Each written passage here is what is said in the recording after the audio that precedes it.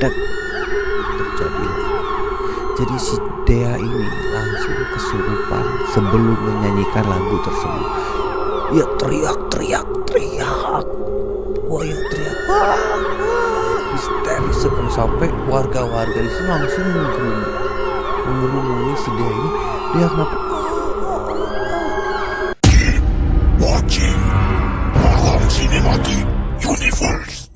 Halo, selamat malam. Kembali lagi bersama saya Ikeh Momokyoshi, masih di MCU Malam Sinematik Universe. Horror stories ready for nightmare. MCU Malam Sinematik Universe. Pada malam hari ini saya akan menceritakan sebuah kisah yang menarik. Ini terjadi pada tahun 2016, di mana mahasiswa tingkat akhir sedang melakukan kuliah kerja nyata atau KKN. Oke, langsung saja kita ke ceritanya. Watching Malam Sinematik Universe. Di tahun 2016 lalu, ada sekelompok mahasiswa yang melakukan KKN di salah satu daerah dekat pantai. Mahasiswa-mahasiswa ini terdiri dari beberapa jurusan. Ada salah satunya dari Fakultas Musik, Fakultas Budaya, Fakultas Seni Pertunjukan. Ya, ada 3 fakultas itu. Singkat cerita, mereka sudah tiba di kota tersebut dan mereka mulai melakukan hal-hal seperti perkenalan kepada tetangga-tetangga lain dan ya berbaurlah dengan tetangga-tetangga yang lain. Singkat cerita, mereka tinggallah di sebuah rumah. Untuk posisi tempat tidurnya itu, untuk laki-laki itu ada di tengah rumah. Ya istilahnya menggelar kasur gitu, dan untuk yang perempuan itu di kamar-kamar gitu. Yang 2 kamar itu dipakai oleh perempuan. Hari demi hari mereka ya bergaul seperti biasanya. Ada yang menghadap ke kepala desa, ada yang menghadap ke kepala RT, terus ada yang kumpul-kumpul juga untuk sosialisasi ke sekolah-sekolah. Singkat cerita, mereka itu terbagi beberapa kelompok, kelompok putra, kelompok putrinya. Kelompok putrinya ada yang bertugas untuk mengajar di sekolah. Kelompok putranya ada yang bertugas untuk bekerja sama dengan Karang Taruna setempat untuk menggelar sebuah acara. Tahun 2016 itu bertepatan dengan hari 17 Agustusan. Perjalanan mereka tentang KKN pun terus berlanjut sampai ada yang ngajar, ada yang jadi bagian panitia juga dari acara-acara 17-an itu. Singkat cerita, setiap malam jadi gini nih. Rumah para mahasiswa ini tinggal itu ada di rumah, dan di belakangnya itu adalah kebun bambu. Setiap malam itu suka terdengar suara gesekan bambu.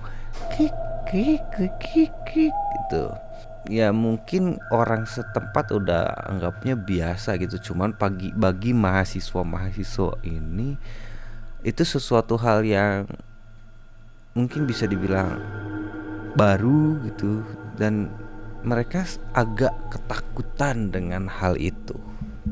Pada suatu ketika, mahasiswa ini dituntut untuk membuat sebuah pagelaran gitu di desa tersebut. Nah, salah satu ketuanya kita panggil saja Dwi ya.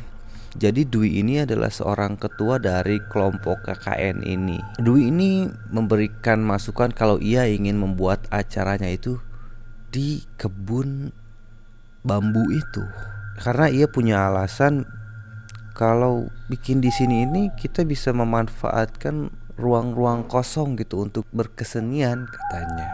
Ada dari kubu cewek, ada yang setuju, ada yang tidak setuju gitu. Suatu ketika pas si Dwi ini udah mulai merancang konsep dan lain-lain gitu ya. Ia menyampaikan konsepnya ini ke kepala desanya, namun ternyata ditolak karena ada sesuatu hal yang mereka sering bilang ini pamali katanya, kalau bikin acara di tempat yang bukan buat untuk acara. Jadi di kebun bambu ini katanya nggak boleh dibikin tempat-tempat hiburan atau apa karena dialokasikan untuk kebun bambu ini, dan kebun bambu ini memang dipergunakan untuk orang-orang bekerja dan mencari nafkah dari hasil bambu itu katanya. Jadi tidak bisa dilakukan untuk membuat suatu pagelaran di sana. Dwi yang ngotot karena apa? Si Dwi ini ngotot banget. Pokoknya Pak, saya pengen di sana karena konsepnya gini. Wow, udah dia jelasin sampai molotok, tapi tetap si kepala desa ini bilang nggak bisa dek, kalau mau di lapang yang ada di misalnya di lapang di daerah sebelahnya gitu, masih dalam satu ruang lingkup atau satu kecamatan yang sama gitu, cuman beda sedikit daerahnya. Jadi si Dwi ini mulai merancang dan bekerja sama dengan warga setempat untuk bikin ya dekorasi gitulah untuk membuat pagelaran. Ada salah satu anggota kelompoknya, kita panggil aja dia si Ridwan ya. Nah, Ridwan ini disuruh sama si Dwi ini, "Wan, cari bambu aja untuk kita bikin dekorasi," katanya. Oke, si Ridwan pergilah sama salah satu warga di sana untuk ngambil bambu-bambu. Nah, jadi bambu-bambu ini akan dibuat seperti obor gitu untuk menghiasi pinggiran-pinggiran lapang. Jadi lapangnya itu lapangnya kotak. Jadi pinggir-pinggirnya itu dibikin bambu-bambu gitu, huruf T, tak tak tak tak. Jadi lapangan yang kotak ini di pinggir-pinggirnya dikelilingin sama obor-obor gitu. Si Ridwan sama beberapa anggota kelompok lain itu membuat untuk obor-obor itu, oke. Dan terbentuklah, dan ini belum dinyalain ya si obor-obornya. Nah, udah dikelilingin obor-obor itu, masuk ke hari H acara. Semua udah persiapan sudah oke, alat musik udah set semuanya. Dan ada salah satu anggota kelompok dari mahasiswa ini yang perempuan, kita panggil saja Dea gitu ya. Nah, Dea ini ia udah menciptakan sebuah lagu tentang desa tersebut gitu. Menciptakan lagu tentang desa tersebut. Oke, acara dimulai. Sore menjelang maghrib ini ada pertunjukan sandiwara dari warga setempat. Setelah maghrib ini acara udah mulai ke karaokean bapak-bapak, karaokean ibu-ibu, jadi pada karaoke gitu. Terus ada pertunjukan tari.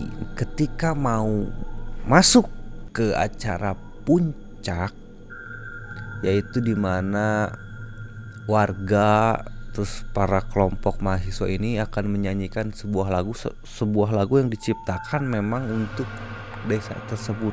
Sudah dibagikan semuanya. Terjadilah. Jadi si Dea ini langsung kesurupan sebelum menyanyikan lagu tersebut. Ya teriak. Wah, histeris sekali, sampai warga-warga di situ langsung mengerumuni si Dea ini. Dea kenapa?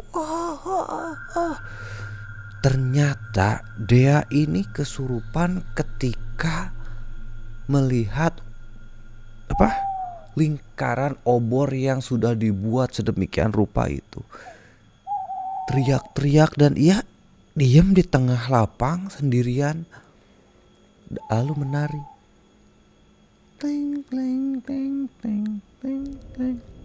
Dan ternyata di daerah itu memang dulunya adalah tempat seorang penari. Dea ini kesurupan sama seorang penari, dan kesurupannya itu membuat acaranya hancur lah ya, yang jelas. Tapi Dea ini tetap menari di tengah lapang sambil dikerumunin dikerumunin oleh warga setempat gitu. Sambil disadarkan, Dea sadar, Dea sadar, Dea sadar. Sampai di bawah ada yang warga setempat ada yang lari, ada yang ketakutan, ada yang juga panggil orang pintar, ada yang orang pintar yang datang. Nggak sanggup katanya. Memang ini mah harus dibiarkan karena ini acara, terus musik harus dinyalain terus sampai si Dea ini puas katanya. Dan ternyata sampai jam 12 malam si Dea ini tuh belum puas-puas dalam menari. Lalu singkat cerita dibawalah kita si Dea ini ke tempat tinggal yang memang buat anak-anak KKN ini. Disimpan situ, ternyata masih kesurupan. Teriak-teriak. Habis teriak-teriak, nari lagi. Semua warga udah kumpul di rumah itu. Ada yang bawa, ini orang pintar baru, ini orang pintar, pada nggak bisa. Pokoknya jadi warga di situ ada yang ke rumah dan sebagian dari kelompok yang lain tuh membereskan untuk acara itu. Jadi acaranya dianggap selesai aja karena ada kejadian itu. Nah di rumah ini, warga udah ngumpul gimana, udah ada yang disembur pakai air. Apa sih Dea ini masih tetap menari. Dea ini ternyata suka sekali sama obor-obor yang ada di sana. Jangan biarkan obor itu mati, jangan biarkan obor itu mati katanya. Sambil terus memaksa, ia ingin terus menari. Sampai jam 1, sampai jam 2 warga masih di tempat. Sampai jam 3 warga udah mulai berkurang. Jam 4, jam 5 dan jadi di kelompok KKN ini semuanya itu nggak tidur akhirnya. Cuman ketua kelompoknya aja si Dwi ini yang tidur.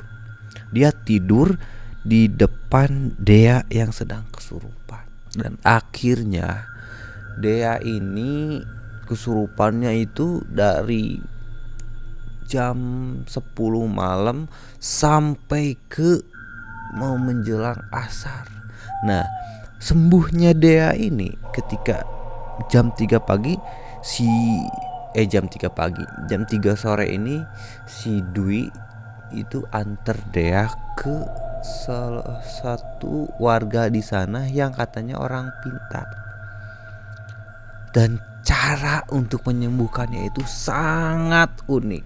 Si orang pintar ini cuman gini-gini tangan sambil dia sentil-sentil dan dia teriak-teriak. Dak, dak, dak.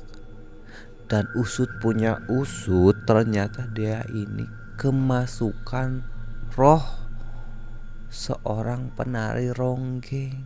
Oke. Dan singkat cerita Dea udah sembuh lah dari kesurupannya itu yang terjadi dari jam 10 malam sampai jam 4 sore. 3 hari sebelumnya itu Dea dibawa pulang sama keluarganya untuk diapa-apain gitu. Setelah itu 3 hari kemudian dia kembali ke lokasi tempat mereka KKN dan melanjutkan kegiatan sampai hari akhir. Di hari akhir ini ternyata Dea itu menjadi sosok indigo, dimana dia itu bisa ngobrol dan saling bertegur sapa dengan makhluk halus. Singkat cerita, yang dikenang dari anak-anak KKN ini adalah hari dimana Dea kesurupan dan warga setempat kumpul. Oh ya, BTW katanya setelah Dea kesurupan itu besoknya itu dari setiap warga itu ngasih makanan sampai banyak banget. Dan paling begitulah ceritanya. Oke.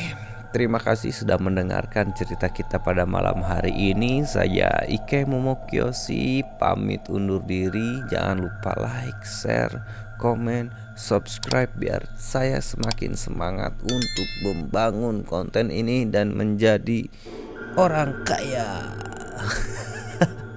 Terus biar saya tuh bisa belajar public speaking yang baik gitu ya. Terima kasih. Salam MCU Malam Cinematic Universe. Horror stories ready for nightmare. And see you, Malam Cinematic Universe.